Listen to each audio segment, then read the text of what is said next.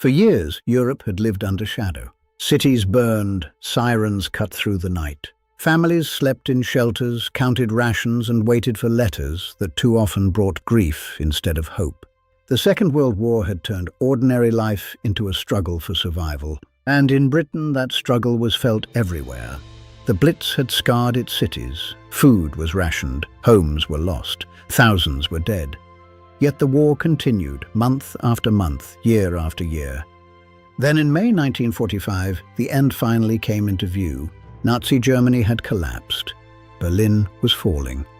Adolf Hitler was dead. German armies were breaking apart across Europe. At last, Germany accepted unconditional surrender. The news spread quickly. The war in Europe was over. And then, in a sudden explosion of joy, Britain erupted. Crowds poured into the streets. Church bells rang out. Flags appeared in windows. Strangers embraced like family. In London, Trafalgar Square filled with cheering voices. The Mall became a river of celebration leading toward Buckingham Palace. People sang, danced, laughed, and cried. For one day, the fear that had defined an entire generation seemed to lift. Prime Minister Winston Churchill stood before the public and declared it a victory for the people. And it was. A victory won through the collective will of a nation. Not just a military victory, but the victory of civilians who had endured bombing, rationing, separation, and loss.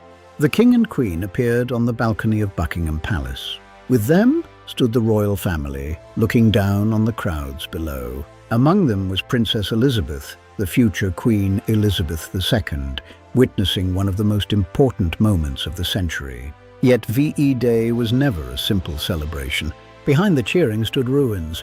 Across Europe, cities had been destroyed. Millions were dead.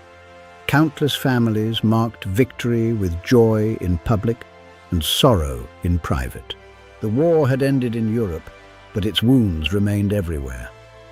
And even then, the Second World War itself was not yet finished. The fighting against Japan still continued, so VE Day was not the end of all war. It was the end of war in Europe. Still, for millions, 8 May 1945 became unforgettable. It was the day the guns fell silent across a continent. The day blackout curtains no longer defined the night.